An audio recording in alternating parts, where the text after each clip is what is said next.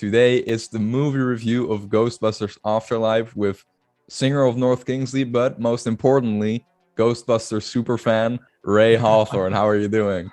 That's good. I like that intro a lot. I would like to be addressed that way all the time.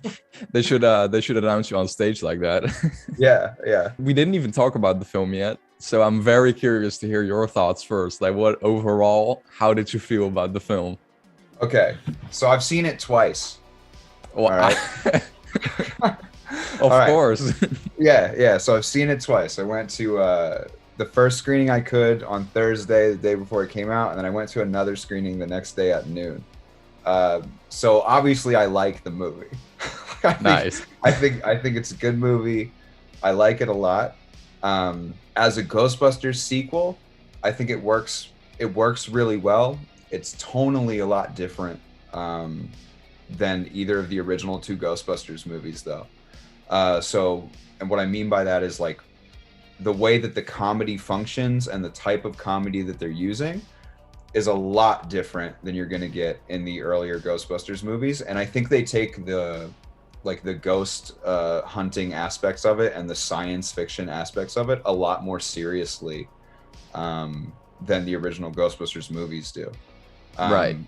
Overall, I loved it. There's a ton I want to talk about. I don't know if we're gonna like spoil this right from the jump though, so I'm trying to avoid like specific moments. Yeah, the big ending, man. Yeah. The first thing I thought of when like the movie started, at the beginning you have like this music that like the soundtrack that came straight out of the 80s. Instantly I was thinking about you, with the soundtrack. Yeah. So the cool thing about that is with the score for this new one is they took a lot of the same intervals, a lot of the same actual musical bits, right? And they would use them, but then they would build upon them, and they would write new musical pieces using like backwards versions of the intervals or like just different versions with the same instruments. And I thought that was fucking awesome. Like I think this score really holds its own against the original Ghostbusters score, which obviously I talked about before. I love that score so much, and I think it's really cool the way they did that justice. Even from the way it starts, from the moment it opens up, they're using that like theremin type score. They're using all right, here we are, we're home. This is an actual Ghostbusters movie because the sounds really matter there. Yeah. Awesome. I knew you'd love that. Do you have the CD yet? I don't, but it's it comes out in like a week or something. Oh, really? I didn't know that. I'm getting it. Yeah, for sure. I bet. Yeah. So how did you feel about the special effects? Because I felt, some were really good, but with some it was like, man, that looks a little fake-ish. Like Zool at the end looks kind of. Yeah. I don't know, man. Obviously, it'll never be the Ghostbusters movie I want it to be, right? Like it's never going to be all practical effects. But when they're in the Walmart and they first show that terror dog, like that's a fucking puppet terror dog. That looked really, really good. That's a real practical effect terror dog. And then a couple times, in other moments in the movie, not when it's like running around and jumping on cars and stuff, but like in moments where it's basically stationary, they are using a practical effects terror dog, which I thought was really fucking cool. Other times with the ghosts and stuff, it's like that blue one is called Muncher. And I think they did about as good of a job as you can do if you're doing like all CGI ghosts, you know what I mean? Yeah. The only one that I really didn't like is there's this one at a point when all the ghosts are sort of like invading the town. There's one that has like an eyeball that fucking comes out of a building and then it like connects itself to an eyeball. It's like a purple one. I think that one looks kind of weird, but overall it's cool. Like there's that practical effects guy at the diner. He's like sort of like a skeleton guy, very similar to the cab driver in the first Ghostbusters movie. So just a lot of like, paying homage aspects were cool to me. And I love Muncher, by the way, because it's such a cool concept. Like he just eats metal objects and then turns into a machine gun. I thought Muncher was real badass, and I was worried about it too because like for months leading up to Ghostbusters, there was all this advertising including Muncher and shit like that. Like even like Reebok has been coming out with these limited edition lines of Ghostbusters stuff. And some of it was like Muncher oriented. And I was like, I don't even know if I want that. I don't know if I'm going to like Muncher. But it was cool, man. I definitely didn't expect him to shoot out like fucking. I know, like that happened 10 minutes after he was in the film. Yeah. I wasn't expecting that because when they were advertising him as Muncher, I just thought it was like another fucking Slimer kind of thing. Yeah. You know, like he would just be eating a bunch of food. Not that he's eating all the metal objects he can find, which I thought was like a really, really interesting concept. I think the comedy's good. I think this movie in general is so much less of a comedy than the other Ghostbusters films, right? That's not a bad thing. I think it focuses more on the like mystery element that they set up with the Ghostbusters, because this is a family, you know, it's centered mostly around this girl Phoebe who like doesn't know anything about her family. She just knows she's a scientist, and she's spending the majority of the movie sort of just figuring that out. The comedy's good in moments with like, I don't know, the character of fucking Podcast really grew on me. You know, like initially with Podcast, I was like, I don't really know about this, but as the movie went on, I was like, all right, I like this kid. He's fun. You know? Yeah. And I liked how Phoebe's constantly doing these like bad jokes. You know, I think they did like a nice thread with her and her bad jokes. It's just it's such a different type of humor. Yeah. Because like, and we haven't gotten to the end of the movie yet, but when you get to the end of the movie, there is such an instant comedic tone shift where I'm laughing every 2 seconds again. You know what I mean? Whereas like throughout the entirety of Ghostbusters Afterlife up until like the very end, it's like I'm enjoying myself and I'm laughing, I'm having a good time. But like when it's at the end of it, I'm laughing a lot. Like I'm laughing more than I've laughed throughout the entire movie, and it's just sort of a complete tonal shift. That's the best way I can describe it. Doesn't mean it's bad. It's just not it's not the same kind of comedy as the regular Ghostbusters, but I think it's good. You can't just try to make Ghostbusters again. I know, right? You know? Even with Ghostbusters 2, that's a great movie, but that's them sort of trying to make Ghostbusters again. And it works for the most part. It just doesn't, it doesn't like pan out really at the end. We're never going to get a Ghostbusters movie that's as close to the original as the Ghostbusters 2, I think. Because there's no way. Because one, you have all 4 Ghostbusters still in that one. Yeah. And it's like, when did that one come out? Like 1988? 89, I think. 89. Yeah. Right. Because it's still the same time period, and the quality of the camera and just the way the cars look, like little details like that, you will never get again. Exactly. It's the same with Halloween. Like Halloween 2018 and Kills, they don't really feel like they're in the same from the 1978 movie, you know what I mean? It's all like the same characters and stuff, but the only movie that will ever get close to being aesthetically and by the way just the quality of the camera looks, only Halloween 2 will ever get that close to the original, will capture that same energy. And I feel like it's the exact same story with Ghostbusters. Yeah, and they even try in Halloween Kills. They even try because they have that series of shots. That was really, really good though. yeah, they have that series of shots and flashbacks where it's like almost dead on for what they were doing in the original Halloween, to the point where I was like, I don't remember this scene. Like I thought they were just showing shit from the original Halloween at first. I was like, I don't remember this at all. So I don't know. Maybe they could do a Ghostbusters sequel where they do something. So like, for example, did you see both of the post-credit scenes? Yeah. Okay. So we're still bouncing around before we get to the end. But by the way, I just wanna publicly tell everyone that my friend was like, "Oh no, there's only one post-credit scene, man. Let's just go home." I was like, "No, man, there are 2. Trust me." And the lights already turned on. And everyone started walking away, and I was like, "Man, I'm like 90% sure there's another end credit scene." And as the credits went on, like I started doubting myself more and more. But then that second post-credit scene, and I was like, "Fuck you! I told you, man." Well, similar for me. So that day, like I said, on Thursday, I went to go see it at the first available screening. So it was like Thursday at 4:15. But I also had tickets that night to go see. I don't know if you know this band. They're called Every Time I Die. I had tickets to go see Every Time I Die, like fucking an hour and a half away from where I was. So I was like, it's already like 7 o'clock. I gotta get out of here and drive down to Garden Grove to go see Every Time I Die. And I was like, so I need to know if there's post-credit scenes because I need to get the fuck out of here to make this show. So I'm there with my girlfriend and I'm like, listen, before we even go in, I'm like, when the movie's over, I'm gonna need you to Google whether or not there are post-credit scenes in Ghostbusters Afterlife. And she's like, I'll do it right now. I'm like, no, because you don't know it. It might spoil the movie for you. Right. So, and that's why I wasn't going to do it. I was like, I'm not Googling it. Like, you Google it. Yeah. You do that. So she looks it up. And she's like, yeah, there's a post-credit scene. And I was like, okay, cool. And that was the mid-credit one, which was awesome. And that one finishes, and I was like, are there two? And she's like, I don't know. I think there's just one. I was like, look again. Are there two? And so she was like, yes, there is a second one. And so we stayed for the second one. And I did make the show, by the way. I made it awesome. Down to see the nice. Every Time I Die said it was an excellent day.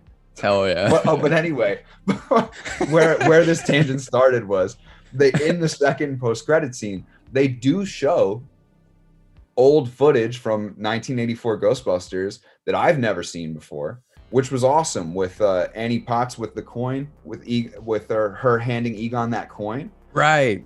So similar to the Halloween thing we were just talking about, like at least they can, if they're not going to replicate it, at least they can sort of mine this old footage out of Ghostbusters, because that was a joy to see. You know what I mean? The amount of times I've seen Ghostbusters, to see like a new clip from fucking I know, that must be insane.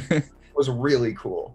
You know? Well, and about the comedy, I liked certain jokes, but I don't know, man. It seems like that's modern cinema comedy, but at some points it just falls flat, and at some points it's also like, you know, people would never react this way or do this, especially with the teens, you know? It's like, oh yeah, people never are this obvious to not like you, you know? They will do something, like at some point, Finn Wolfhard's character is like trying to become friends with this girl, and everyone's basically laughing at him in the cafe, everyone that works there. The girl's even showing really, really obvious disinterest. Like, that would never happen, you know what I mean? Everyone would do that behind his back. But here it's like, I don't know, man. And yeah, because of that, at some points the comedy kind of fell flat for me. That's how I felt sort of surrounding a lot of the scenes with the mom. Yeah. You know what I mean? Like some of the things she would say. So when they're first going to Somerville, and Finn Wolfhard is like trying to get service on his phone. I hope there's a bar. yeah, exactly. Yeah, that's like I'm just like, all right, I guess. You know what I mean? I'm like, this is what we're doing. All right, whatever. You're the mom character. We get it. yeah. So it's like, it's fine. You know what I thought though? Here's a take that I had. I really thought that Paul Rudd's character was going to turn out to be like evil. I thought he was going to turn out to be some like Gozer worshiper, and I was almost positive of it in the middle of the movie, because the mom at a certain point goes, I'm going to go on a date with Gary, and then Phoebe, the lead girl, goes, who's Gary? And she's like, oh, it's Mr. Gruberson. She's like, oh, his name's Gary Gruberson. And then immediately I thought to myself, I'm like, Gary Gruberson, Gozer the Gozerian. Like, it's some weird fucking alliterative thing that they're trying to drop hints for. And then I'm like, all the pieces are connecting in my head. I'm like, he let the ghost out of the ghost trap. Right. He's fucking monitoring all this stuff. His name is 2 G's, like Gozer the Gozerian. Like, that's all he wanted. But I was totally fucking wrong. Like, I was like insistent that he was going to turn out to be evil, but he just got like possessed by the terror dog, you know? How did you feel about the big moment, man? Like, the real Ghostbusters showing up. Yeah. It was awesome. It was awesome in all the best ways. So like I said, from that moment right there, the comedy instantly changes to a 1984 Ghostbusters style. You know, when Venkman's talking about like, oh, we could have been something. We could have been the #1 power couple, but you rejected me. Like, that's such a great Ghostbusters joke. It's a great Ghostbusters joke when Ray is just fucking talking about like, oh, by the name of the Fish and Game Commission and whatever in Wisconsin, like you're not allowed to be here, you know? And Venkman's just like, bravo. It's such a different kind of comedy where it's fucking hilarious. And so I'm like, super dry and sarcastic. Exactly, yeah. And I'm just elated seeing this happen when fucking Gozer is like, are you a god? And they're just looking at him to just say yes, because there's that fucking iconic line from the original Ghostbusters movie where Winston's like, Ray, if someone asks if you're a god, you say yes. So she's like, are you a god? And I was like, holy fuck, it's happening. Yeah. And of course he said, like, they're all just staring at it waiting, and they all say yes. Like, all those moments were absolutely awesome. And one of my main things about going into the movie was like, I was like, man, I don't know how they're gonna handle Egon. I don't know what's gonna go on with Egon, and I hope it's not dumb. Like, I hope they don't fucking CGI him in like Paul Walker in a fucking Fast and the Furious movie. Right. But I think they handled Egon just about as good as you can do that. Oh yeah. I love that they didn't have him talk. I think if he talked, it would have fucked the whole thing up.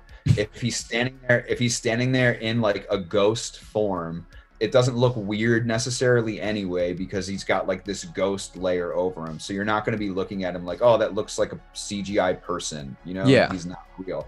And then there's like an added level of emotion to the fact that he's actually fucking dead. So like, yeah, when there's the scene of all 4 Ghostbusters lined up side by side. Oh man, that was so cool. Egon has a ghost right there, and they're just looking at him, and Venkman's like, I thought you might show up, and fucking everyone's like, oh, I'm sorry, I should have called, I should have believed you. Like, it was just like, fuck, man. Like, I was like, I'm getting emotional at this Ghostbusters. I know, right? You know? And even so, before they showed him, because obviously the Ghostbusters are shooting at Gozer with their proton packs, they fucking cross the streams real quick, and they're like, oh no, we can't do it, she's uncrossing the streams. So obviously Gozer is like real fucking powerful uncrossing the streams. So when Phoebe is just shooting at Gozer by herself and like standing up holding her own, for a second I'm like, how is this going on? And then I was like, oh my god, Egon is helping her. Like, that's what's happening. Egon's helping her. And when they finally show his ghost like holding the fucking thing, that's a real emotional moment. Oh yeah. And then so when I saw it the second time, because I'm like ready for Egon to be there, there's actually, I might be wrong about this, but I swear I saw this the second time. To her back left, like before they ever show him, like right when she starts to shoot the proton stream, there's kind of like a blurred out object back here, like in human form blurred out object. Okay. So I think they're like Egon's back there already, just in sort of like this weird fucking blurred out right way, which I think it was cool. I was, like I said, going in, I was super worried that they were gonna like do some weird thing with fucking because I'm not the biggest fan of like putting dead people in movies with CGI. Yeah, you know, I think it never really goes well. I think this is about as well as it could have gone. I can't say enough that it was the best decision that they didn't have him talk. He didn't talk. He was just like nodding his head. Yeah. And it was fine. It was super emotional moment. It was great. I will say I am continually questioning how he did not get sucked up by the giant ghost trap. I continue to wonder. I tell myself like, well, he designed it, so maybe he knows exactly where to stand that the ghost trap won't get him. But then I'm thinking to myself, it pulled all the ghosts in from all of fucking Somerville. Maybe only evil forces, I guess. But yeah. How do you do that? So that's another thing. I'm just like, how did he not get sucked up by the ghost trap? But I'm just like trying not to think about that kind of shit. You know? I totally agree with you that they handled it super well with Egon. Yeah. And what surprised me most is, like, what I was expecting is probably just like kind of a throwaway line or some throwaway dialogue about him explaining how he died in the Ghostbusters world. Yeah. But the movie, it's like Egon's movie when you look at it, you know? It's just one big tribute to him. And I was like, you know, this honestly works better than if it was kind of glossing over it real quick. And like it was the main focus of the story, which was, I love that. It works super well, and like Egon's always been my favorite Ghostbuster, so it's cool to see that, because again, so I was worried about it given he's my favorite Ghostbuster. So he's dead, he can't be in the movie, what are they going to do? It's a crazy bold decision, I thought, to just open up with showing him dying. I thought it was just going to start with him dead, but like him dying, and not only that, him dying in the way that he did, where it's like just like in the 1984 Ghostbusters when Dana's in the chair and the fucking terror dog arms like come up and grab her, and the same shit happened to him. I thought that was super cool. You know, there's so many great Ghostbusters references back to the original, a couple of them that don't land, but you know, I wasn't a big fan of like I said, like all the like there is no mom, only Zool. Like I wasn't a big fan of that. Wasn't a big fan of her all of a sudden having the like shimmery dress that Dana wore. Yeah. Which would imply like it came out of nowhere. You know what I mean? Like I always just figured Dana just put that on or something. But she's just like walking towards Paul Rudd and it's just like boom, shimmery dress. I was like, okay, I guess that's a fucking Gozer thing. I don't know. I think the movie does a really good job at making you forget about the real Ghostbusters, especially at the end. Where when all of a sudden they show up, it's like so sudden. I was like, whoa, what the fuck? They're back. You know what I mean? Yeah. I love it too. He just shows up. He's like, hey, Flat Top. Like they're just constantly doing all these great fucking stuff. Those last few minutes are pretty much just the first Ghostbusters over again. You know what I mean? And like that's, I don't know how I feel about that. But to that extent, like that actually brings me to the next topic, you know, Ghostbusters 4, man, because we were talking about this movie during our commentary, and we were both positive that this should be the last Ghostbusters. How do you feel about that now? I don't think that. I would love if this was the last Ghostbusters. Because I feel like if we keep making Ghostbusters movies, we're going to approach Star Wars territory. And Star Wars territory is not somewhere that any movie franchise needs to be. Like, I don't give a fuck about the next Star Wars movie, whatever it is. You know, like, I know, right? There's so much Star Wars. And I just think Ghostbusters is such a special thing that me personally, I don't want to see them make another one. I feel like the more you make, the more you run the risk of doing like bad Ghostbusters movies. Yeah. As of right now, we've got 3 out of 4 good Ghostbusters movies. Yeah. I don't want to see those numbers fucking change. You know what I mean? Because I would argue that there are more bad Star Wars movies than there are good Star Wars movies at this point. So I don't want to see that happen to Ghostbusters. I just know they're going to keep going. Like they have to keep going. They're putting so much money into the marketing on this. It's doing really well at the box office. Fucking surprisingly too, because I thought this one was going to flop so badly, man. It's doing really well. They have the Ghost Core production company, which like Dan Aykroyd set up a while ago. Because even the 2016 Ghostbusters is under the Ghost Core production company label. So like when I remember him doing interviews about that, being like, yeah, we can tell a ton of Ghostbuster stories under this Ghost Core. Wait, who said that? Dan Aykroyd. Oh man. So yeah, because he's like championing Ghostbusters more than anybody in the world. Right. We have such a unique concept. It's a horror comedy. No one's ever done it. And I'm like, I don't know. Evil Dead 2 happened, but whatever. I actually watched that one yesterday. Oh yeah. Yeah. You know what I mean? Like, have you ever seen Army of Darkness? Like, I don't know. This shit has happened before. Yeah. But Army of Darkness came out after Ghostbusters though. I also said that I didn't want another Ghostbusters movie. Yeah. But but you're in for it now? I'm going to sound very hypocritical, but one more I wouldn't mind, because now it's sort of like you have this smaller scale Ghostbusters film that's kind of safe and pretty much Ghostbusters again, you know? Now everyone knows that these kids know about the Ghostbusters and they are kind of similar to them, you know? They did similar stuff. They like know all the technology and shit. And the original Ghostbusters know about it now.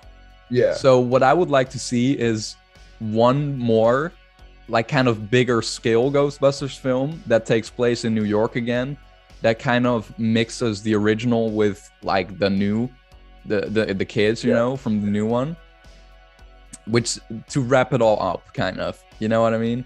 So I think they're definitely going to do that, because even at the end of the movie, like before it hits the credits, they have the Ecto-1 driving into New York. Exactly. So that's what I'm saying. Like one more that's like in New York that kind of wraps everything up, which is not what they're gonna do. They're gonna do a bigger one in New York that sets up the next one when they go to space or whatever.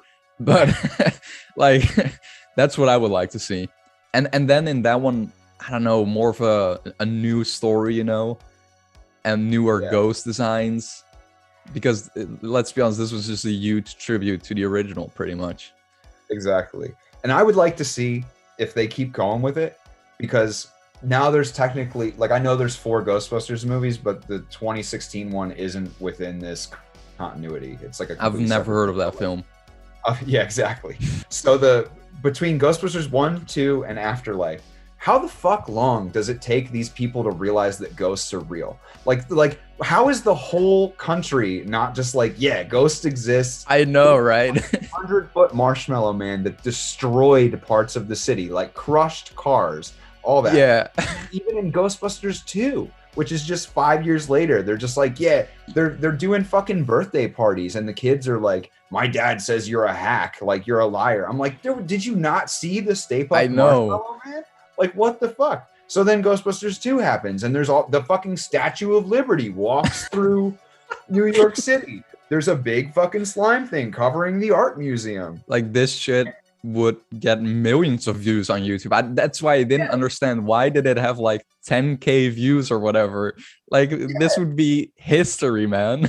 Exactly. And so why now in the 2021 Ghostbusters 3 are people like, oh, there's no such thing as fucking ghosts? It's like, I don't fucking believe in ghosts at all. But like, if there's a fucking Stay Puft Marshmallow Man walking through New York City, I'm going to start rethinking things. You know, I'm going to be like, maybe there's ghosts.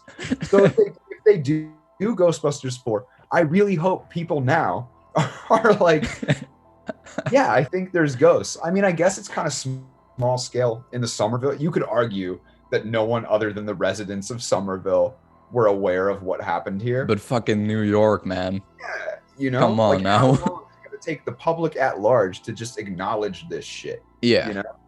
Like in the Avengers movies, after the first Avengers movie, like fucking aliens came to New York, and then all of a sudden, for the rest of all of them, everyone's like, yeah, shit's different. There's aliens. It's real. Yeah. You know? Like, just do that with Ghostbusters, because we're going to get a million of them now. And regardless, I'm going to see them all. You know what I mean? Like, I don't care if they're bad. I'm going to all of them. I'll see Ghostbusters face. Like, fucking bring it on. We'll see. And then I'll be crazy just talking about like, no, the original's really good. And everyone's like, oh, Ghostbusters fucking blows. How many Stay Puft Marshmallows would you rate this one out of 5? Mini Stay Puft Marshmallows. Mini Stay Puft Marshmallow Mans. This is a solid 4 out of 5. I would agree. 5. You know what I mean? Like, I can't give it a 5, and that's even the 4 is even like with extreme bias. Because, like I said, if this was any other movie, it wasn't a Ghostbusters movie, I'd just be like, it's just sort of like a middle of the road movie. If you love Ghostbusters, I think this is a great movie to see. It's fun. Is there anything else you want to say about Ghostbusters Afterlife? I don't know. I think I've said my piece. I think everyone should see it though. For sure. I've been getting a lot of messages on Instagram of people asking me about my opinion on Ghostbusters Afterlife, and some people have called me out on the fact that I'm pretty fucking biased about it. So I still think everyone should see it. For sure. For sure. And buy it on DVD and Blu-ray. Of course. We keep giving Sony our money so they can make 10 more of them. Yeah, exactly. Keep supporting Ghostbusters so we can get bad Ghostbusters movies in the future. That's the mentality. Awesome. I feel like that perfectly wraps up the video. Yeah. Awesome. To everybody watching, thank you so much for watching. We'll see you guys next time. See ya.